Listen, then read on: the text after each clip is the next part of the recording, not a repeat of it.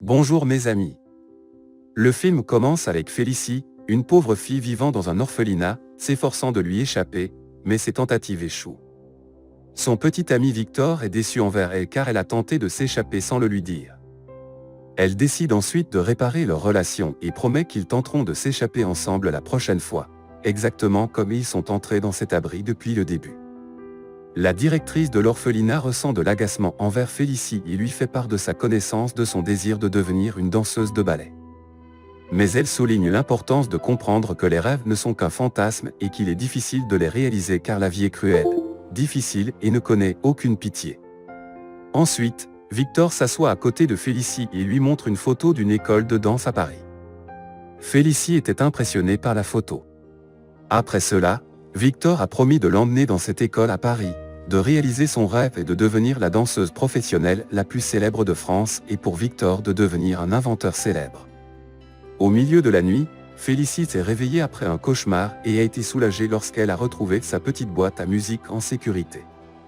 Soudain, elle trouve Victor déguisé en religieuse devant elle, puis Victor lui demande de le suivre sans faire de bruit, afin que personne ne se réveille et ne remarque leur présence.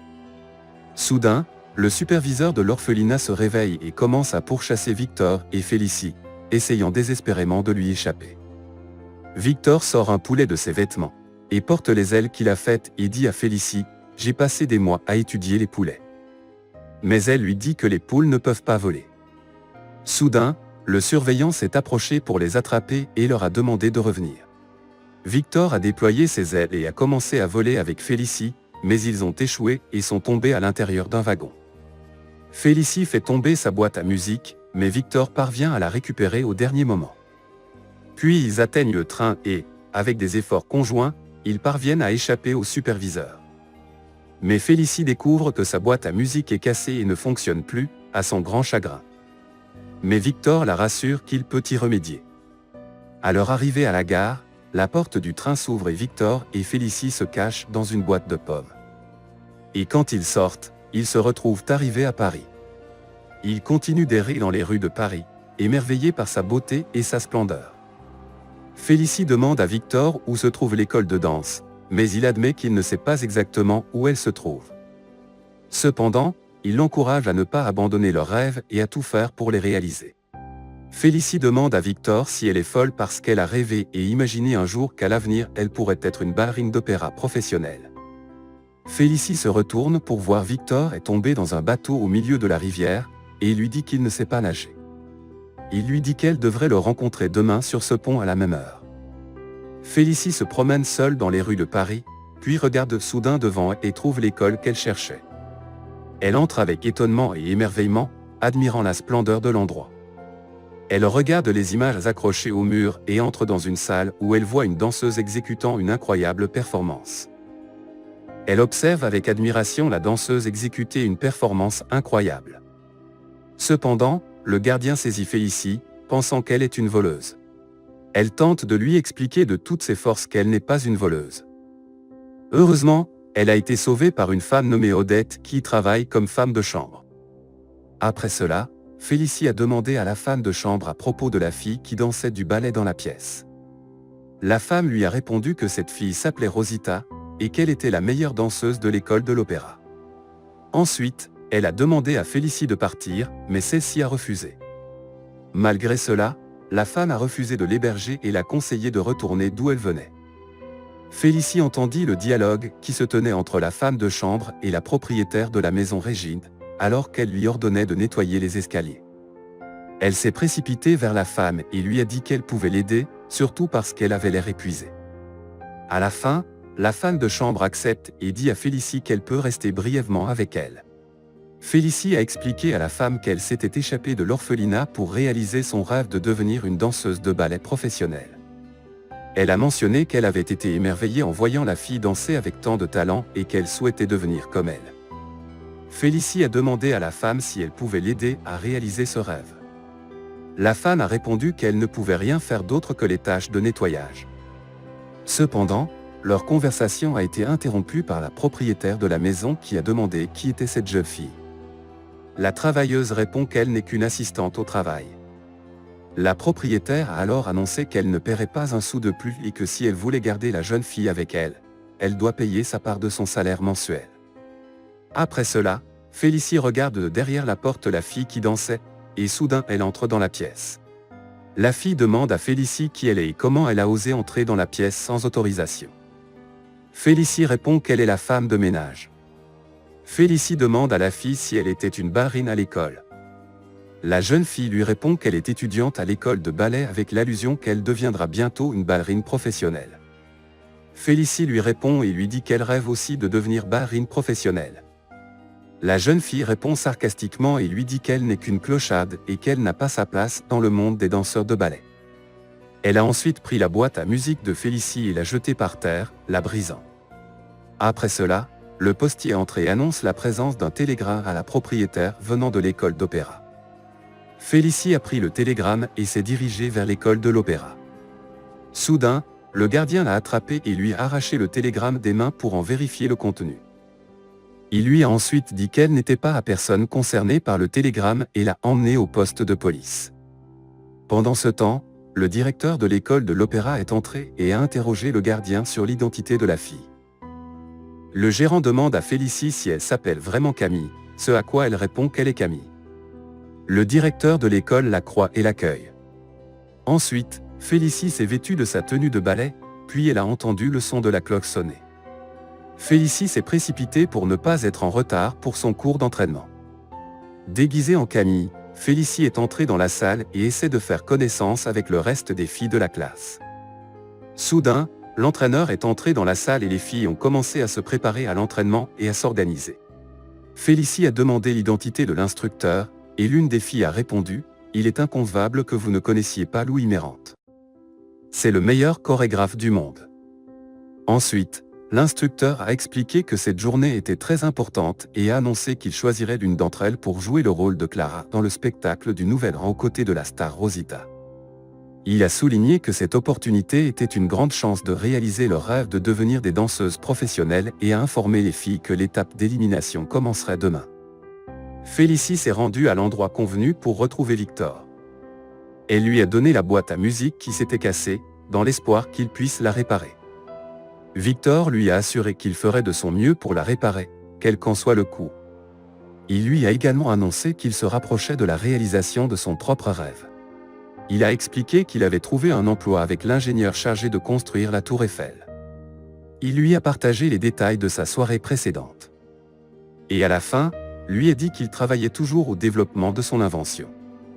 Félicie a ensuite raconté à Victor qu'elle avait elle aussi réalisé un accomplissement majeur en devenant élève à l'école de ballet.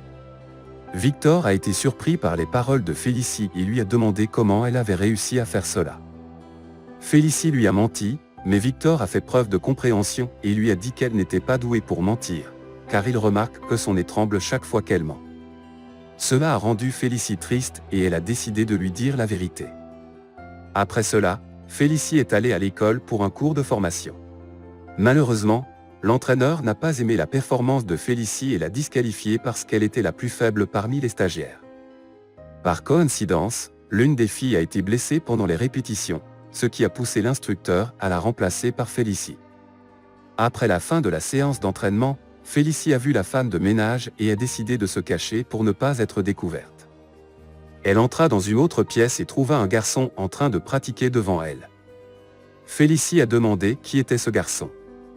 L'une des filles a répondu en disant que c'était Rudy, l'un des garçons exceptionnels de la danse classique. Soudain, la femme de ménage la découvre et Félicie commence à essayer de lui expliquer la situation, mais elle l'a laissé et est partie. Félicie a essayé de rattraper la femme de ménage pour s'excuser, mais celle-ci lui a expliqué que ses actions pourraient lui coûter son emploi et que le mensonge pouvait causer de graves problèmes. Félicie a essayé de lui expliquer sincèrement son amour pour la danse et son rêve de devenir une danseuse de ballet depuis son enfance. Quand elle a vu Rosita danser, elle a senti que ses propres rêves pourraient également se réaliser. Félicie s'est réveillée en entendant la cloche sonner. La gouvernante l'a guidée et lui a dit de toucher la cloche accrochée à l'arbre. Félicie était capable de la toucher, mais Odette lui a dit qu'elle devait apprendre à maintenir l'équilibre et à rendre ses mouvements magiques, afin de pouvoir toucher la cloche sans faire de bruit d'eau. Félicie a essayé dur et résolument sans abandonner, mais en vain. À un certain moment, elle a vu une plume tomber tranquillement sur l'eau.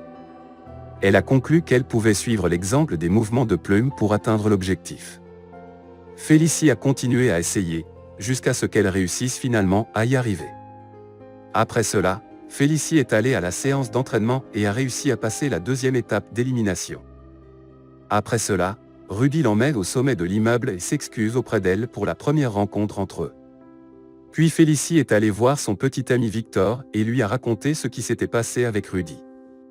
Victor l'a conduite sur son lieu de travail et lui a montré son projet. L'entraîneur a remarqué les progrès de Félicie en classe et il était fier de ses réalisations. Félicie a continué à pratiquer jour après jour, la bonne lui a demandé pourquoi elle était si passionnée par la danse. Félicie a répondu qu'elle rêvait de cela depuis qu'elle était toute petite. Elle a essayé d'exécuter le grand saut, mais a échoué. La femme de chambre lui a conseillé de lui dire qu'elle avait encore besoin d'une formation complémentaire. À ce moment-là, Victor est arrivé et a commencé à rire de Félicie lorsqu'il l'a trouvée par terre. Ensuite, Victor et Félicie ont décidé de passer du temps agréable ensemble et sont allés s'amuser et danser. Les gens ont commencé à encourager Félicie, son entraîneur était également présent et la regardait de loin pendant qu'elle dansait. Soudainement, elle a perdu son équilibre et est tombée sur la table. L'entraîneur lui a dit qu'il espérait voir une amélioration de ses performances à l'avenir. Le lendemain, Félicie se rend à l'école et est surprise de trouver Régine et sa fille qui l'attendent, ainsi que le directeur de l'école et son entraîneur. Félicie avoua la vérité en toute sincérité. Après cela, la femme de chambre Odette est entrée, et Regin l'a réprimandée quand elle a découvert qu'elle savait la vérité, et elle a décidé de la renvoyer de son emploi à cause de son mensonge. Cependant, l'entraîneur a décidé d'accepter la vraie Camille dans la classe, mais à la condition que la femme de ménage continue son travail. L'entraîneur a dit à Félicie que, malgré la tricherie et le mensonge, elle avait réussi à développer ses capacités et à élever son niveau. Par conséquent, il a opté pour lui offrir une opportunité de demeurer dans la compétition. Par la suite, il lui a communiqué que sa réussite entraînerait son intégration à la troupe, tandis que son échec scellerait définitivement son renvoi de l'école d'opéra.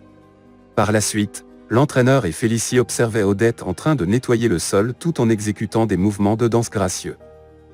Et Félicie a demandé à l'entraîneur si la femme de ménage avait déjà été une ballerine. L'entraîneur a répondu qu'elle était vraiment une danseuse accomplie et professionnelle, qu'elle était considérée parmi les meilleures de sa génération. À ce moment-là, un incendie s'est déclaré dans le théâtre et elle a décidé d'arrêter de danser depuis. Félicie court vers Odette et la serre dans ses bras. Odette dit à Félicie qu'il ne lui reste plus beaucoup de temps devant elle, et qu'elle doit s'entraîner pour triompher de Camille. Elle lui explique que Camille est une danseuse accomplie qui a une force, un rythme et des compétences qui font d'elle un défi difficile à dépasser. Félicie demande à Odette, si c'est le cas, comment puis-je la conquérir? Odette lui a répondu que Camille pouvait avoir tout, mais une chose qu'elle n'a pas, c'est la passion que vous avez. Odette exige de Félicie qu'elle garde la passion et ressente la musique et ses rythmes, et par là elle pourra surpasser Camille. Le jour suivant, les jeunes femmes se sont lancées dans un duel de danse palpitant, au cours duquel l'entraîneur a pris la décision de disqualifier Laura. Ainsi, seules Camille et Félicie sont demeurées en lice pour la poursuite de la compétition.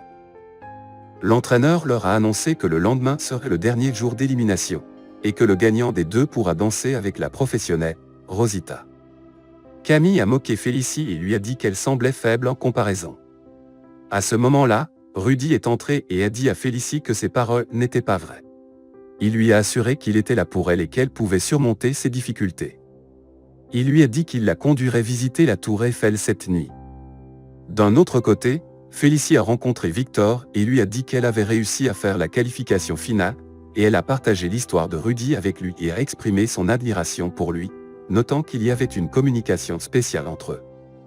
Victor a demandé à Félicie qu'ils se rencontrent à cette heure à côté de la tour Eiffel. Mais Félicie est sortie et ne prêtait pas attention à ce qu'il disait. Ensuite, Odette généreusement offre à Félicie ses précieuses chaussures de danse. Félicie remercie Odette et lui annonce qu'elle sort avec Rudy. Odette lui a dit de ne pas y aller et de s'asseoir à la maison et de s'entraîner pour se préparer au test de demain. Mais Félicie refuse et dit à Odette qu'elle n'est pas sa mère pour lui commander. Mais ensuite Félicie s'excuse auprès d'elle, mais Odette se met en colère contre elle et lui dit de sortir. Félicie est allée à la Tour Eiffel et y a rencontré Brody. Rudy essaie d'impressionner Félicie avec ses mouvements mais elle n'est pas attirée par lui. Au même moment, Victor préparait le dîner romantique qu'il aurait avec Félicie, imaginant tous les détails de cette occasion depuis le moment de leur première rencontre jusqu'à la toute fin. Soudain, Félicie arrive avec Rudy et ils y découvrent Victor. Rudy a dit à Victor qu'il n'était qu'un sans-abri et lui a exprimé son dégoût. Rudy essaie de protéger Félicie de Victor, mais Félicie lui assure que Victor est son petit ami et non un clochard, et qu'ils sont amis depuis l'enfance. Cependant, Victor dit à Félicie qu'elle parle timidement devant lui même s'ils sont amis. Cela se transforme en une bagarre entre Victor et Rudy, et Félicie leur demande de s'arrêter et j'ai quitté l'endroit. Le lendemain, Félicie se réveille en retard pour la finale de ballet de son école, et elle se précipita à l'école pour ne plus être en retard. Lorsqu'elle arriva, elle supplia l'entraîneur de lui permettre de danser. L'entraîneur accepta et lui donna une chance, cependant, elle n'était pas bien préparée. Elle dansait et tombait, sa performance était faible. L'entraîneur lui offrit une deuxième chance, mais elle tomba à nouveau, et les sélections se terminèrent avec la victoire de Camille à la fin. Après son retour à l'orphelinat, Félicie continua à s'entraîner seule et décida de s'échapper à nouveau avec l'aide du superviseur de l'orphelinat. Quand elle rentra, elle trouva Odette en train de nettoyer le sol et lui demanda de l'aider. Elle lui assura qu'elles avaient besoin l'une de l'autre, puis elle se mit à courir, la serra dans ses bras et s'excusa. Odette accepta l'offre et dit à Félicie que le travail commencerait à 6 heures du matin et elle lui a également expliqué qu'ils allaient s'asseoir dans une salle de l'école d'opéra. Ensuite, Félicie se rendit au lieu de travail de Victor pour s'excuser auprès de lui, mais il refusa de la rencontrer. Au lieu de cela, elle a rencontré un collègue et lui a donné sa boîte à musique réparée. Le lendemain, Félicie retourna au théâtre et entra en compétition avec Camille. Chacune d'elles donna le meilleur d'elle-même en danse, et tout le monde les regardait. Félicie tomba au sol, mais se reva rapidement et continua à danser, exécutant un saut élevé sur lequel elle s'était entraînée dur. Les gens les acclamèrent et applaudirent chaleureusement. L'entraîneur leur demanda pourquoi elles avaient choisi de devenir des danseuses de ballet, et Camille répondit que sa mère l'avait poussée dans cette direction. Alors que Félicie a dit à l'entraîneur que la danse avait toujours fait partie de sa vie et de sa passion. Et à la fin, le coach a pris la décision de choisir Félicie pour interpréter le spectacle aux côtés de la célèbre danseuse Rosita. Est allé voir Victor et lui a dit qu'elle allait participer à un spectacle célébrant le début de l'année. Mais Félicie était en retard pour le spectacle parce que la mère de Camille la poursuivait. Et au dernier moment, elle a eu de la chance lorsque Victor s'est envolé vers elle avec les ailes qu'il a inventées, et l'a rapidement conduite au lieu du spectacle. Avec cette démarche audacieuse, Félicie est partie vers la réalisation de son rêve tant attendu. Elle n'est plus seulement une fille ordinaire, elle s'est transformée en une charmante ballerine qui attire le regard et enchante les cœurs. N'oubliez pas de liker, commenter et partager cette vidéo pour soutenir la chaîne. Merci d'avoir regardé et à bientôt pour de nouvelles aventures animées.